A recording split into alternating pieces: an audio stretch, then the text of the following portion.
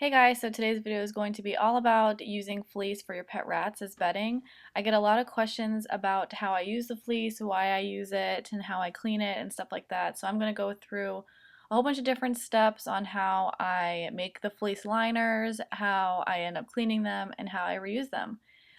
Just a reminder, this video was pre-recorded before Amber passed away, so she is in this video.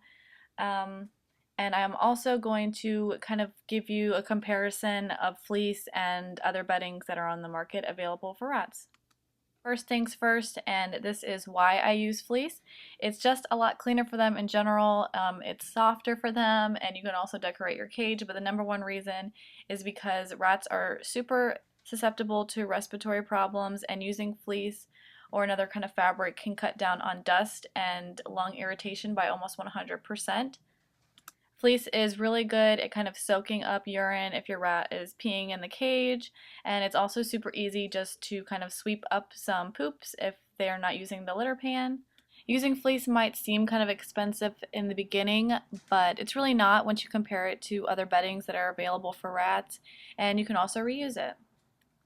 I also wanted to do a price comparison with other beddings that are suitable for rats, and if I were to go out and buy a bag of Carefresh to cover up my whole critter nation, it would be around $15, and I'm going to have to throw it out within a week. And Aspen would be around $9, and the same thing, I would have to throw it out within a week. And the next up would be Clean and Cozy, and that would be around $12, and same thing, you have to throw it out within a week, and it gets all nasty and gross. So next up would be fleece, and it can actually range between $3 to $10 a yard, kind of depending on where you get it. It also depends on whether or not you're going to go out and just get like a blanket that's just made of fleece. A lot of times that can be cheaper than going to Joann Fabrics and getting a yard of fleece. But in general, I do go to Joann's to get my fleece, and it is around $4.99 a yard. Normally it's around $9.99, but they usually have a sale going on. I've only gone once when they did not have a sale going on. And I get 2 yards for each color, and that covers up my whole critter nation. So here are my pans here. I do this the most convenient, easy way possible, but you can get pretty exact, especially depending on what kind of cage you have. If you can't take out the pans, you can do full-on measurements and to make sure that everything is perfect. But I just lay my 2 yards of fleece over the pans, and that way I can see the indentions and how much is going to be able to be tucked under. And I just take some scissors that are really good and don't tear the fleece whatsoever, and I just go ahead and cut.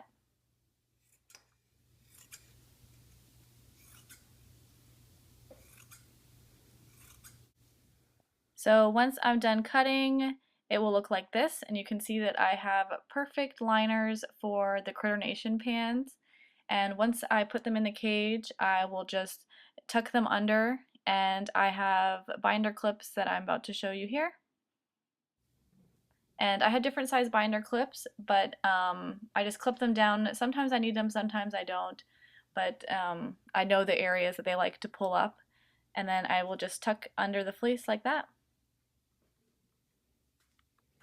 I do have a really old video on how I made my liners before.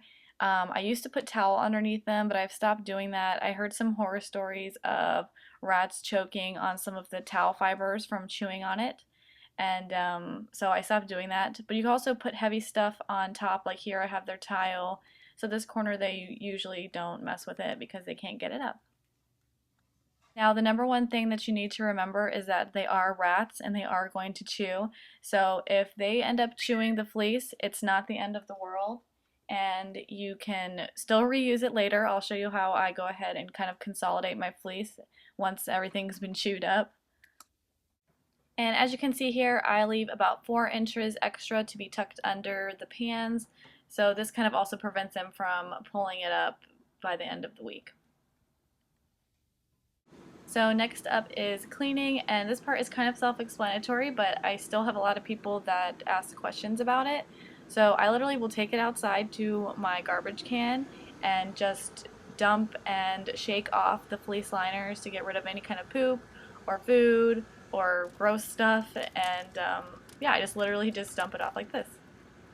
So then next I put it in the washing machine, and I don't have a special washing machine just for my liners. It's my regular washing machine that I wash my own clothes with.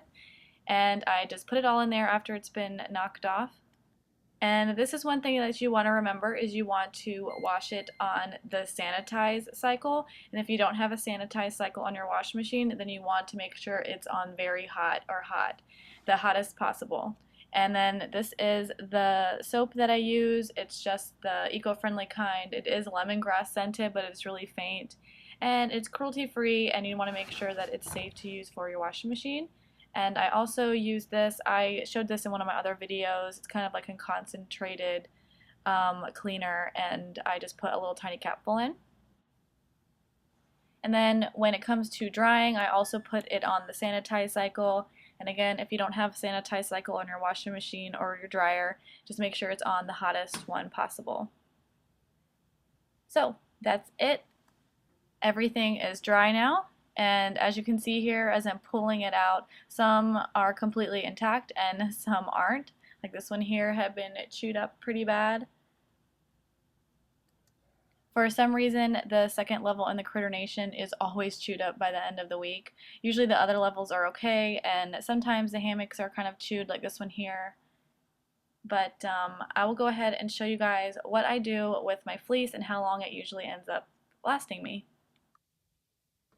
So how long can I use my liners?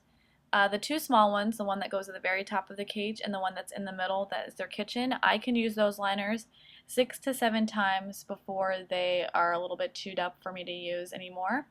And the top large one that has the cutout hole for the ramp, I can only use that one 2 to 3 times. It's like I said, I don't know why they like chewing that one up. And then the bottom one, I can use that one around 5 times before it's just too mangled up to even use. So I have my fleece kind of separated into 4 sections. And the first one is full fleece that has not been chewed. It's either a full liner or I can use it to be cut up into another liner. And then next up is partially chewed liners that are still usable. And then next up is stuff that's too chewed up to use as a liner, but I can actually make it into a hammock.